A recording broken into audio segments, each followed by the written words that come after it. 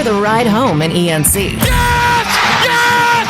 Yes! This is your 5 o'clock drive with Patrick Johnson. Holy mackerel! More news, more interviews, more ECU stories than you can shake a stick at. Hey, stop shaking that stick. This is the Patrick Johnson Show. Pirates win! Pirates win! On 94.3 The Game. Hello again, everybody, and welcome.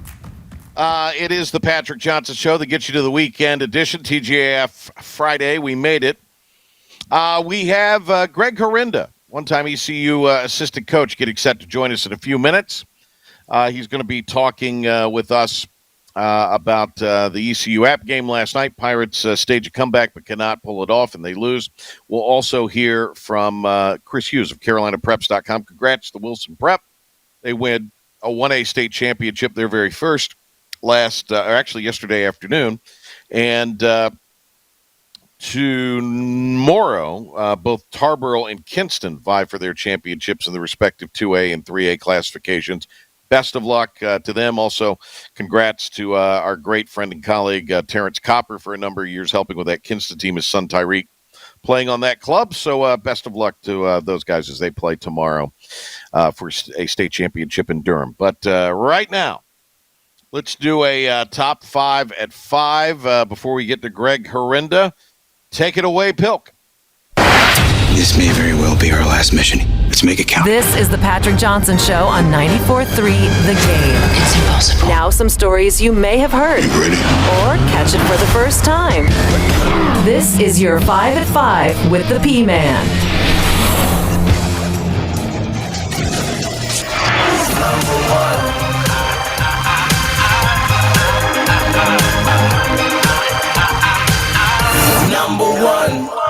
Number one, Pirates fall to App last night in basketball. Coach Schwartz said the deal with it was they just got off to too slow of a start.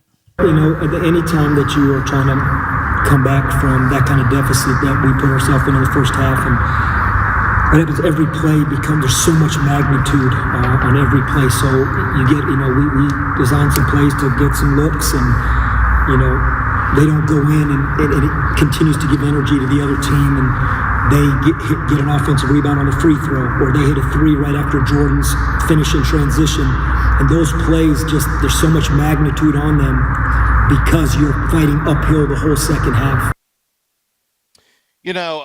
Vegas had actually installed the Pirates as a 4.5, 4, maybe 3.5 point favorite, depending on who you were going with yesterday. And, we say Vegas knows. Vegas has not figured it out yet that this ECU team is on the struggle bus. And losers of 6 of 7, it does not get any easier. Sunday, when Buffalo at 9-1 comes to town, it's going to be something. Let me ask you this, Philip, a couple of positive notes, and we'll talk to Greg Herenda about the result. But intern Demetrius was there last night. I got to meet him. He's quite tall. We could have used him last night with his height. I don't know. Yeah. And he's got some years of eligibility left, I think. He does. He's a little older. Great to have Cy Seymour back on the telecast. It just felt right. It was so good to have Cy there. It warmed the cockles of my heart, the lower cockle region of one's heart. It was just wonderful to have Cy Seymour there.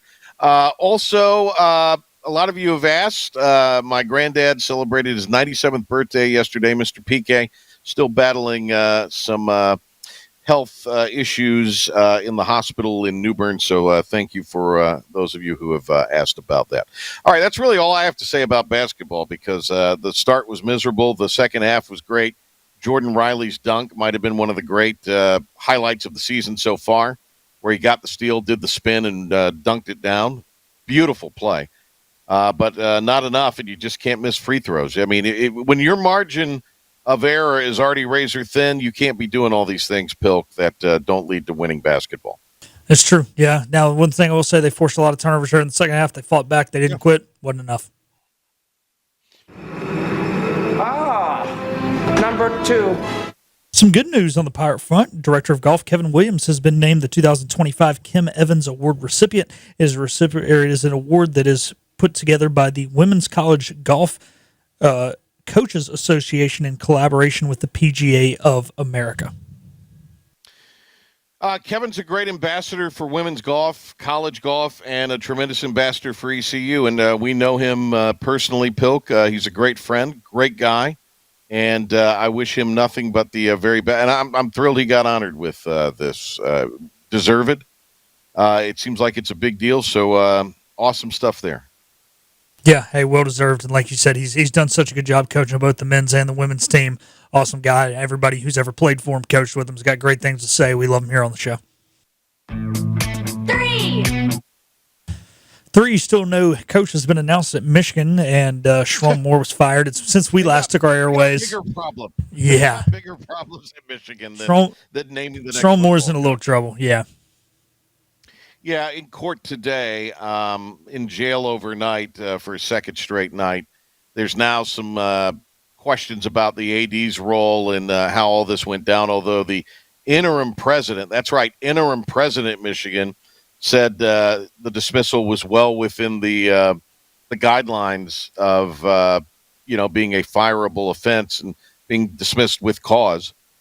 There are those that saying other people should have been in the room, but it was reportedly the AD firing Moore, and then there's Moore's issues with mental health that are now being pointed out, obviously carrying on in the alleged extramarital relationship, and then what he alleged to do with the former staffer who apparently, I guess, was dismissed and maybe was coming back. I mean, it's a messy, and look, it has been a messy situation for various reasons for years in Michigan. Yeah, it's rough. And they named the guy he's the interim for Harbaugh, and then he gets the head coaching job. And yeah, now they're going to have to conduct a full search this time because they don't want to do that again. And you know what? Here's what is crazy about the whole thing, Bill. You know who's back? You know who's back coaching some football on the sidelines as the head man? That's it. That's right. Old cheeseburger boobs himself. Biff Poggi. Yes, he is. He has been named the interim. 4-4-4. Number 4, Cam Newton says it's a slap in the face that Phillip Rivers was signed by the Colts over him. Reminder, Cam has been out of the league since 21, Rivers since 2020. Rivers played it in Indianapolis. There's some history there. Now, yeah, but not with this staff. Different staff, but the good vibes are there with Phillip Rivers. The management, even though Irsay's children are running it now, the late Jim Irsay's, they still probably have an idea of what kind of citizen Phillip Rivers is, what to expect out of Phillip Rivers as far as his professionalism. They just have familiarity, the organization did. And I understand what you're saying about, not the same coaches. With Cam, it would be a complete unknown. So it's sort of the devil Now, could they have gone out and found another option to play quarterback off a practice squad or somebody other than, a 44-year-old guy who's been retired for 5 years? One would think, but here we are. Yeah, the interesting thing, though, too, is regardless of which guy you sign, the first time he takes a shot in 4+ years, he's going to, yeah. So you take the guy who probably doesn't have running in his arsenal. That's the thing. Who knows if Cam can even throw anymore? He can't run like he used to. At least Rivers, could throw. All right, really quick. 5. Number 5, FC Kaka, I think is what it is. A Finnish soccer team got relegated, finished last, and the fans burned the stadium to the ground. Sorry, FC Haka. It's Haka, my bad. Haka and a loogie. All right, you know what? Haka and a loogie.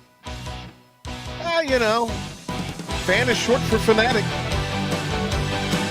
Greg Herenda next on the PJ Show. Beep, beep. Move over, Buttercup. We're back to the show. They're back! And I love them! This is the Patrick Johnson Show on 94.3 The Game. Pirate basketball losing last night to App State by 13, 67-54. Trailed by as many as 18. Got it down to 1 in the second half. We'll talk that and more with a familiar name in our world. It is Greg Herenda, one-time ECU basketball assistant. Was the head coach at FDU, Fairleigh Dickinson, when they went to the NCAA tournament. Was on staff at Elon. Were you the head man at Elon, Greg, or just on staff there at Elon? I know you also were in the Big East. I I was an assistant for Billy Taylor, who's the current head coach, for 3 years at Elon. And, you don't want to go over my entire resume. I don't think we have enough time to do that, Patrick, do we? We have all the time in the world. But Bill, but what Greg Herenda's doing right now is he has become one of us media slobs. He's a big TV star. He's not a radio slob. He's a big TV star, Pilk. Greg Herenda calling games with Fox Sports later on in the season and other outlets as well, ESPN. Hopefully we'll see him on CBS Sportsnet, but also ESPN Plus on the reg. He works with Davidson, and he'll be on the call tomorrow of Mercyhurst at Davidson, and also has a part in a big broadcast right before the end of the new year, or before the beginning of the new year, when Steph Curry comes back to Davidson. So we'll talk to him about that. But we welcome Greg Herenda to the show. Coach, great to talk to you. We've corresponded a little bit over the years, but it's awesome to have you here now you've come to the dark side, to the media. Well, Patrick, I appreciate you having me, and I hope some of the Pirate fans out there, remember me a little bit. But I like to consider myself a former basketball coach. I still haven't dove totally into the pool, although, I'm doing games and I love it. I'm still connected to basketball and all the great people like yourself, and still the players, the coaches, the arena. When that popcorn starts popping, it brings back great memories, man. And I can't tell you, I connect a lot with Bill Herenda, and I went to college together, worked together. Yeah. We still share stories about Minji's and the great games that we had and the great people that we met. And we were down there. I was there for 5 years. Billy was there for 6 or 7. But, when you get let go and you leave a place, usually you don't want to think about it. And that's not the case. At East Carolina, my son was born there. Trey was born in 2002. We bought our first home in Greenville, and just great memories. So it's just great to hear your voice, man. Well, it's awesome to hear your voice. I've seen a lot of your clips, and you're just killing it on there. This is a real inside basketball broadcast combo, but there was a clip I saw, and you talked about the art of throwing the bounce pass, and that warmed my basketball and broadcast heart. So you're a natural for the whole thing. So it excited me.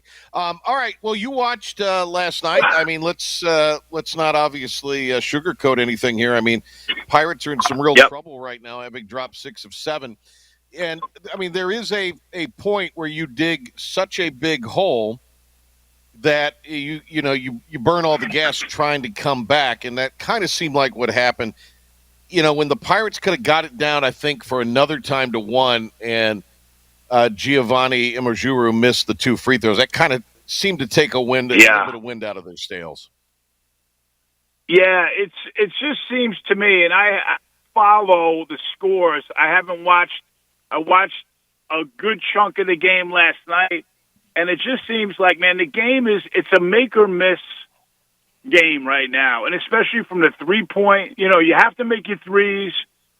You've got to make your layups and then your foul shots, right? And it just looks to me like they don't have a consistent balance of those 3 things. And the Riley kid, though, Patrick, was really eye-opening to me. Like he had the steal and the finish on the other end, that was, that's high-level stuff. But it seemed like, he's kind of doing it by himself, and you need multiple players to do it. So, the Pirates right now are that was a game that you kind of really needed to get at home and didn't get it. So it's tough, man. And you know what? For the Pirate fans out there, man, it's always darkest before dawn. I remember we played right before Christmas. We went to Coastal Carolina, Patrick. I don't know if you remember this.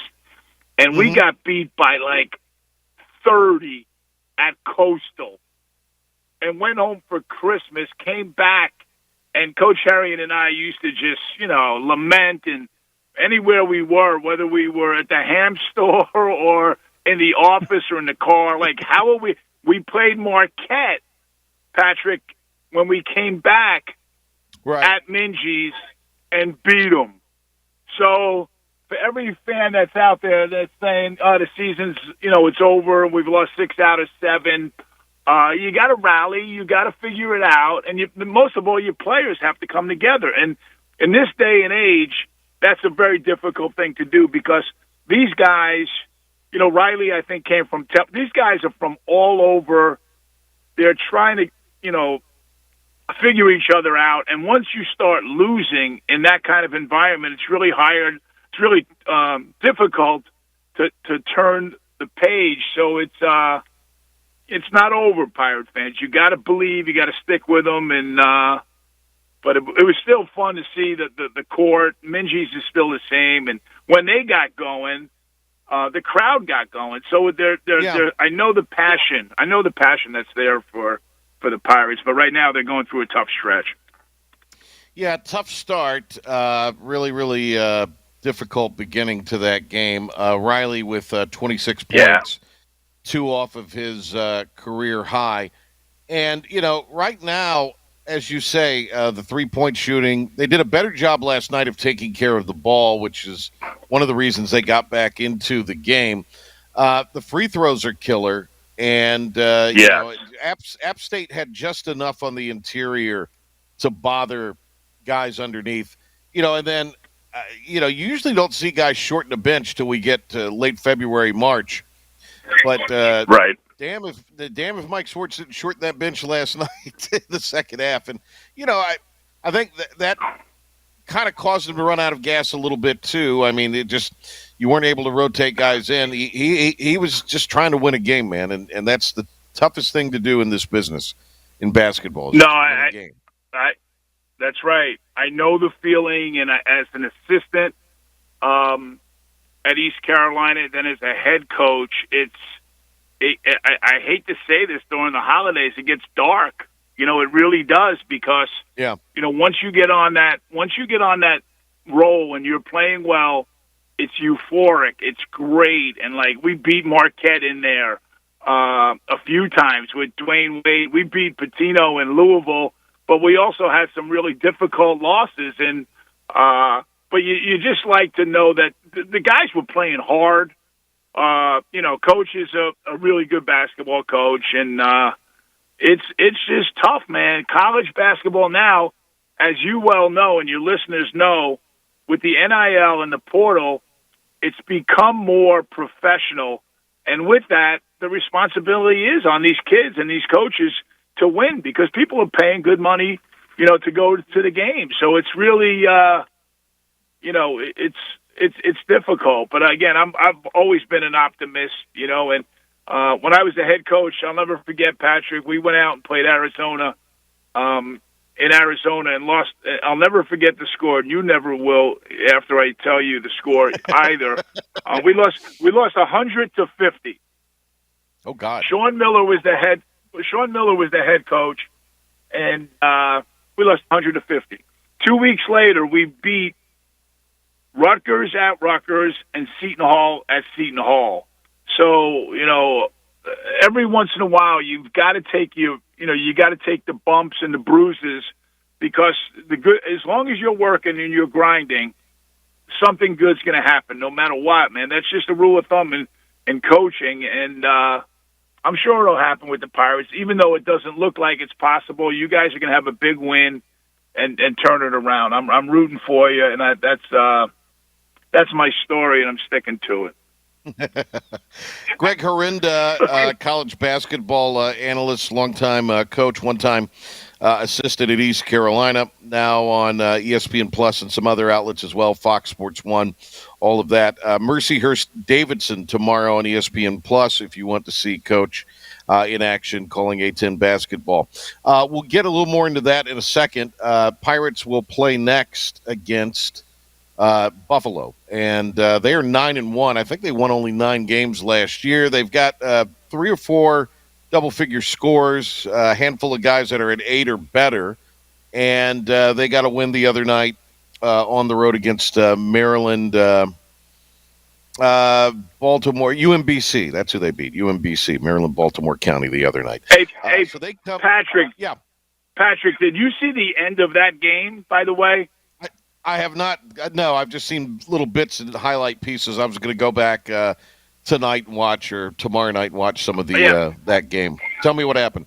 When you do your research and you see the game, wow, it's unbelievable. Like, UMBC got a call went against them in Buffalo. It was a charge call, I believe, at the end of the game that literally dictated the win or the loss, and the call went in Buffalo's direction. And Jimmy Ferry's the head basketball coach at UMBC, a really long-time good friend and a colleague. Incredible ending to that game. So if your fans out there want to watch it, or you want to watch it. So, but you know what? Buffalo, just to jump in, is having an incredible year. George, and I never pronounced his name correctly, but I just know him as George. He was an assistant for Jay Wright at Villanova. Yeah, George Halkovich. Yeah, Halkovich, good man. Really has a good basketball team, and like I said before, like when things are going right, they're going right. He got the call, and that's the difference between winning a game and losing a game. And it's such a, the Mendoza line is just so thin. But Buffalo, man, I think that's going to be a difficult game. Is that a 1:00 game in Binges? That's 1:00. We're going up against the NFL, but that's fine. People will be tuning in by droves. They'll have us on the double box. 100%, and that's going to be like those games. You know what happens in those games, Patrick? It's a 1:00 game, so you have your pregame 4 hours before. So like it's an early start. So that's like, okay, you'll find out really quickly who's ready to play, and the Pirates are going to need to be ready to play. George and has a really good team in Buffalo. Coach, let me ask you a little bit about some other games going down tomorrow. Just some thoughts on games. Of course, you've got your game. We'll talk about that in a little bit here. But also tomorrow it is Kansas at NC State. Now, Kansas has started to get some guys back healthy, and State, I don't know what they figured out. They did beat Liberty the other night by 40 at home. I know that Will Wade has been kind of up in arms and, now has been a little more assertive rather than, kind of letting the guys figure it out. He's kind of jumped back in, he has said. So how do you see that one going tomorrow at the Lenovo Center? Yeah, Kansas, I watched Kansas against Connecticut, and they had a really good player out, and they were like tooth and nail the entire night with UConn. So Kansas is Kansas on the road. I'm not sure they play as well as they do, obviously, in Fog Allen. And NC State is just really like my guy is Shaheen Holloway. So I coached and recruited Shaheen Holloway and Danny Hurley. So those are my two guys. And right now, combined, I think they have one. Is Danny undefeated? No, Danny lost to somebody, didn't they? Did UConn lose this year? I'm sure they did. I think, probably, because Danny went crazy. Yeah, no, they lost to Arizona. So they lost to Arizona, and Shaheen Holloway lost to NC State. So, and at that point, NC State was ranked 24th in the country, and now, I don't know who ranked them 24th because no one saw them play, and their players have never played together, so you don't know. But right now, I think, Will Wade is figuring it out that, what, he's paid a lot of money to coach these guys, so the players, have to do what they need to do. But you need, in college basketball, it's much different than the NBA. You need a strong coach that can not only, push them to play hard, but enable them to play hard. So I think that'll be a signature win for the Wolfpack if they get it. For every time Kansas puts their uniform on, everyone wants to beat them. I think it's a great early game, and I'm not sure is Will Wade going to wear what does he wear during games? I saw him out in Hawaii wear shorts. It's the first time I've ever seen I've never seen a coach wear shorts. And against Shaheen, he wore the shorts and he lost in the shorts. So maybe, he'll go to pants and he'll go to a sweatsuit. But the game is just so different, man. We used to, wear. I remember, picking out your suits, and if you went on a road trip for 2 or 3 games, you had 3 suits. It was right. It was part of the whole. It was part of the deal, and I don't know. We're going one way, and I think eventually this thing is going to flip. But I think going back and I'm a traditionalist. I hope the kids start staying in school and doing the right things. But the way it's going, it's going sideways, Patrick, and I'm not a huge fan of it. Well, let me ask you this. So there's a little fun question. You get a call tomorrow. Coach, we're going to pay you $2.5 million to coach this team, blah, blah, blah, annually. Not total package, annually. All right, Coach, we're going to give you everything you ever wanted. You get to pick what you wear. Do you wear the gear or the suit? What is Greg Herenda going with? Oh, no, you wear the suit. I mean, you have to. Well, number one, you can afford it now. You can afford it. Right. That's important. And then it's the dry cleaning bills. It's not the suit. It's you're getting whacked now. Every time I live in Elon, North Carolina, and I thought everything was shit. Every time I go to the dry cleaner, it's $39. And I used to buy my shirts with $39. Right.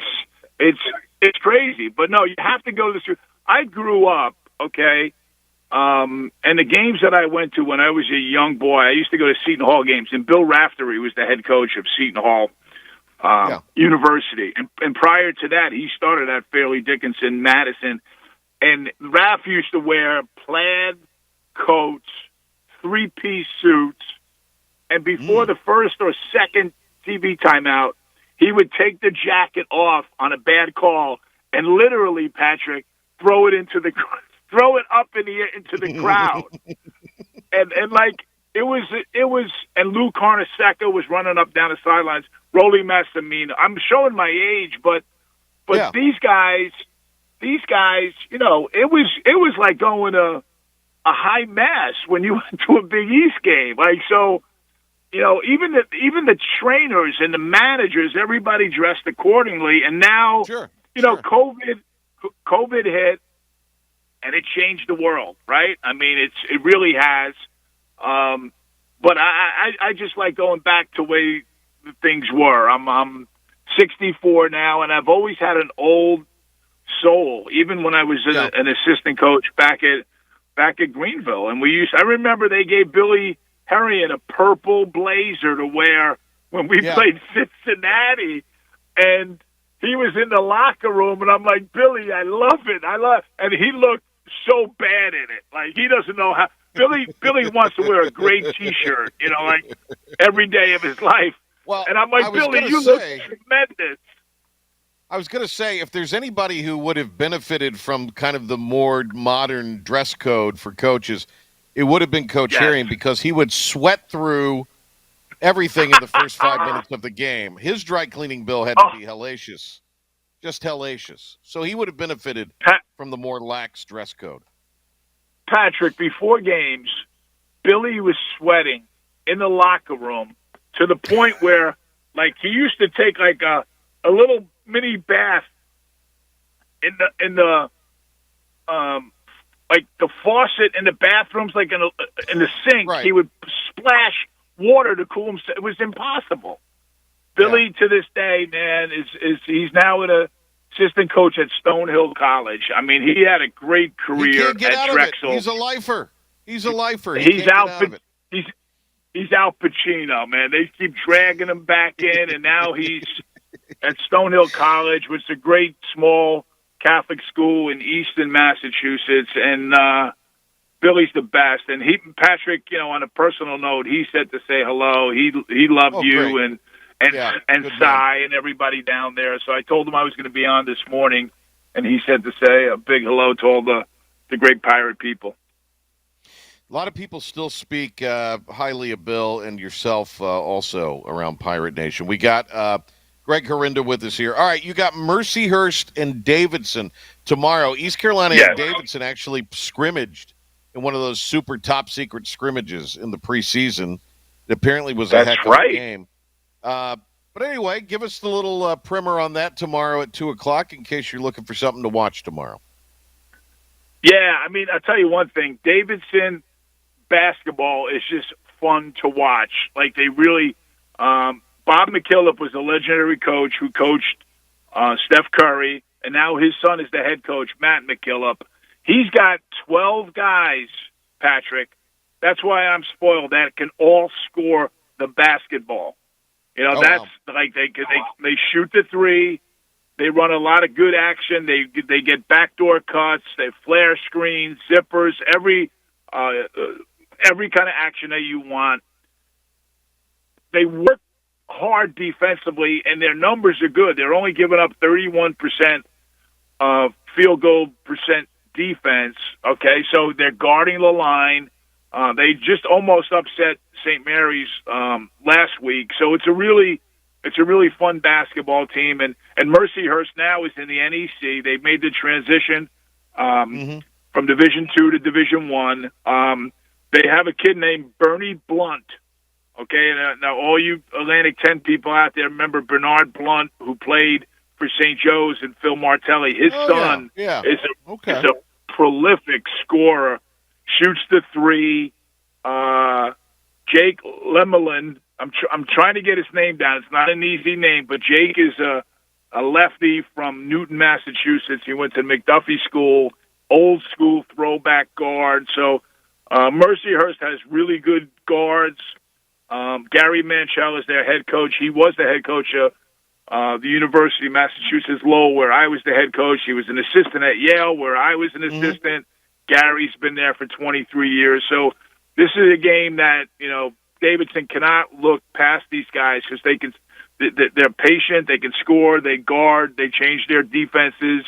So it's a fun basketball game, and Davidson's a great place to be, man. It's beautiful campus, great school, and I'm just excited to be a part of it. The people there have treated me extremely well, and I'm just learning my craft, and I'm excited to be doing their games. You will also be on hand on the 30th, Duquesne and Davidson, the A-10 opener, and Steph Curry is going to be a part of that show that night? Yeah, so what's going on, and I don't know all the particulars. I'm going one game at a time. After Mercyhurst, we play Temple. But they're dedicating an entrance to – they're making a big dedication to Steph Curry. He's still very much a big part of the program. He's listed as the assistant general manager, so he's really put his heart, soul, and I think some of his pocketbook into – or back into Davidson basketball, and I was told that he's going to be on set with us. Okay. So it's crazy, man. I just started this profession, and you get lucky sometimes, and the producer let me know that there's a good chance that he's going to be on the set with us for maybe 4 minutes or 8 minutes, 2 TV timeouts, and so that'll be pretty cool, too. But it's, it's Davidson basketball is got its tremendous tradition. Unlike East Carolina, they don't have football, and that makes a big difference. It's it's East Carolina, the Pirates. It's football and basketball is extremely a good program, but at Davidson, it's basketball, and the women's program is awesome too. So it's it's just fun to be a part of. Greg Herenda will be on that broadcast of Mercyhurst Davidson tomorrow at 2. I'll be on Plus Sunday at 1 against Buffalo for ECU. So you can check both games out on ESPN Plus over the weekend. Greg, great to talk to you. I hope we'll get you on again soon. Let's also try to find an off day for you and get you down to Greenville for a game. I think that'd be a lot of fun for folks. Oh, I'd love to. And please do me a favor. Give a special big hug to Cy. I watched you. That was very gracious of you having Cy on the broadcast yesterday. And really, real quick, my wife would just heard his. She was like on the couch. She's a teacher, about to go to sleep, and she just looked up. And she goes, "That's." She loves Cy. See, I mean, Yeah. What a great man, and I just want to make sure that I made a special shout out to Cy, and really appreciate what he did for us over the years. Just a great man and a great Pirate legend. Yeah, absolutely. They need to put him in their Athletics Hall of Fame at ECU. They've got to. I mean, he belongs in there. So 1,000%. Absolutely. Hey, Greg, thanks a lot, man. Have a good call tomorrow, and we'll talk to you in the new year, hopefully. Patrick, thanks so much, man. You too. Enjoy it. All right, more of the PJ Show. Getting you ready for weekend football. The championships being played in Hickory and Durham after games tonight in Chapel Hill. All of that straight ahead. And now, the stunning conclusion. Why is everyone screaming? On 94.3 The Game. All right, we've got the season started with him. We're wrapping up the season with him. Chris Hughes, CarolinaPreps.com, joining us from the Triangle today. We've got a high school football game going on now, the 6A final. It's Middle Creek playing, who knocked off Jacksonville last week. We have another game tonight in the 7A. It'll be the Clayton Comets and Coach Chadwick, good friend there. Chris and I both know him well. Great guy. And they're playing in the 7A tonight against Grimsley. It'll be at 8 o'clock from Keenan Stadium. 2 games already in the books, and then tomorrow 4 games for the state championships as the 8 state title tilts have returned to the fray. Chris Hughes, CarolinaPreps.com, joining us here. So it was quite an interesting game yesterday, 9-8, the final in the 1A, as Wilson Prep hit a field goal in the last minute to win the game, Chris. That was pretty wild stuff. That was an incredibly wild game, Patrick. Thanks for having me on. Yeah, I mean, talk about a game where the defensive lines for both teams dominated the game. You know, it was 8-6 at the half. It was 8-6 almost the entirety of the second half.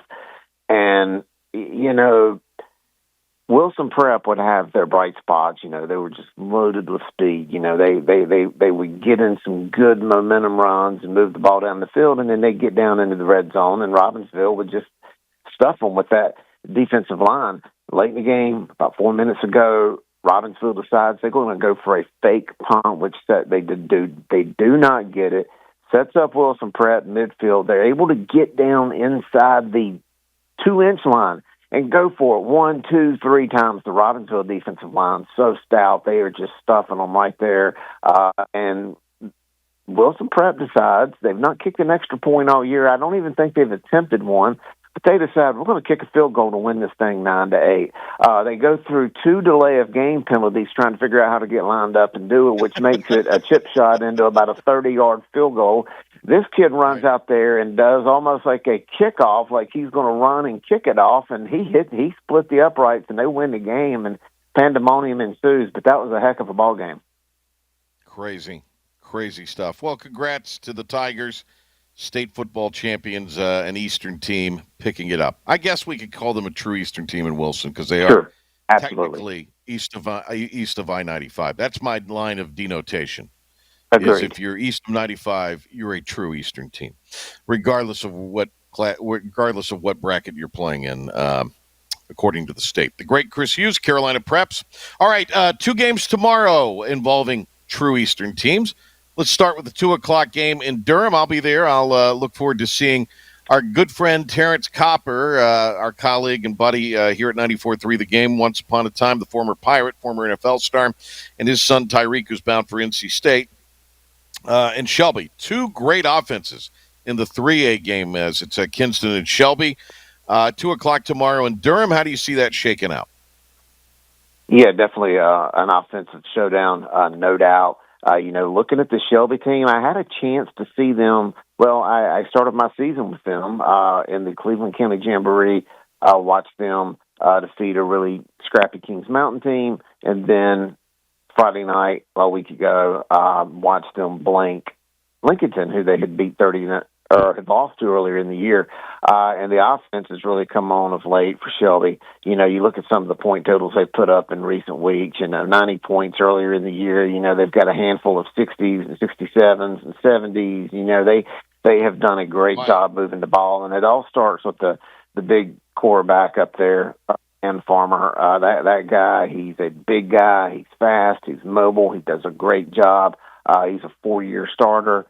He is a great guy with some great targets. Emmanuel Collins, Calvin Ramseur, Lorenzo Roseboro. Ramseur is a 4-year starter, I think. So they've got a lot of guys there at Shelby that know how to move the ball, and they do a great job. Coach Mike Wilbanks, they're not the football capital. Well, then I think Reidsville's the football capital of North Carolina, but they've won about 15 or 20 state championships over the years, and it shows with the type of talent that comes through there in Cleveland County. Chris Hughes, CarolinaPreps.com. Let's talk who do you got tomorrow? Who do you got in the 2A game? Or 3A game, I'm sorry. Who do you got in the 3A game? I don't want to go against Kinston. I'm really excited. You mentioned Tyreek Copper and everything Coach Kieselman's had going on there this year. What a tremendous season, high expectations. I think that they're going to be in it. They've shown that they can score points, but I don't know if they can keep up with Shelby. But it's going to be at Donnybrook, but I'm probably going to have to go on the limb and say Shelby, but I think it's going to be a great game. Yeah, I think it'll be high scoring potentially too.